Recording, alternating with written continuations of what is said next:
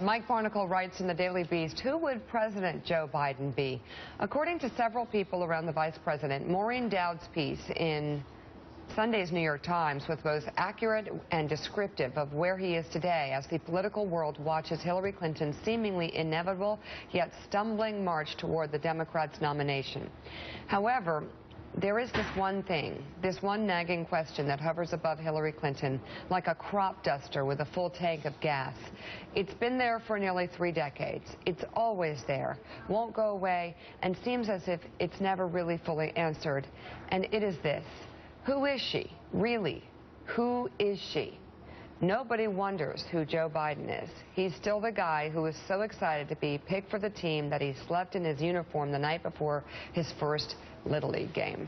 A crop duster with a full tank of gas. Wow. That's good writing. Go, Mike. It is good writing, and it does. I mean, these questions continue to hover over Hillary Clinton. Who is she? You know, it remains one of the great ironies, and for her friends and supporters, one of the great tragedies of Hillary Clinton. People that know Hillary absolutely love her. Her friends are unbelievably loyal. She keeps long friends. People who work for her have great things to say about her. But it just never seems to translate once she puts on. And I talked about this before, where I just saw a picture, I think, on the front of New York Magazine, where her head was back, and it was one of those fake, phony campaign laughs that she does, where she throws her head back and you know it's phony. And I just sat there going, God, she puts the political helmet on, and the Hillary that everybody that knows her loves, and I've been very honest about it, I like her a lot personally, seems to just go away. Voters will eventually decide who the Democratic nominee is. In the short term, the echo chamber matters a lot. There's no one in the echo chamber who looks at these 2 new Hillary Clinton ads and says, wow, that's awesome, that's awe-inspiring. People who know her like her. Everyone here has met her, likes her. But Joe Biden right now has more people in the echo chamber thinking he's authentic, he's a good guy, than they do about her. It's just a reality. Her new ad tries to sort of cut through this problem that we're sort of putting up here, and we'll take a look at it later.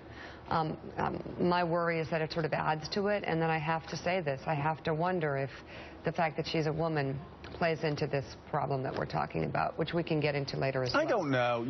I don't think so. But I'm not ruling it out. You look at Elizabeth Warren, who drives a lot of people crazy. No, but what if she was running? But we're talking about politics. When she ran for senator, she remained Elizabeth Warren. I know. Claire McCaskill, woman. I would never worry. When Claire McCaskill ran as a woman, Claire McCaskill was always Claire McCaskill. Hillary Clinton puts on a different set of armor the second she steps into the political ring than when she. And I know all of her friends at home that are watching this know that it's the truth, what I'm saying. The Hillary that everybody knows and loves is very rarely the Hillary that you see on the campaign trail. Because the Hillary on the campaign trail is in an awkward situation. Claire and Elizabeth never have been. They've always been Claire and Elizabeth. Everybody's always in an awkward situation. No, she's always got an awkward situation happening. If you're cautious, and everything about your campaign is focus grouped and polled, you're not being yourself. Yes. I'm talking about a question hanging over the campaign. There's always that. So go ahead. The sports analogy, Joe, is the prevent defense, which often prevents you from winning the game. And it feels a lot of the time like she knows she's up by 40 points. Don't say anything to mess with that. Don't answer a question directly because you don't have to. You can sort of obfuscate about things and be vague. And I think that catches up to you eventually, as we've seen. I mean, it's not a perfect parallel, obviously, but sometimes when you play prevent defense, now the other team starts scoring a few points. You got to keep playing offense, and it feels like sometimes she's holding the ball. And when her back was against the wall, going out of New Hampshire in 2008, she went on offense, and we all said it around here every day. She was one of the best natural political candidates we ever saw.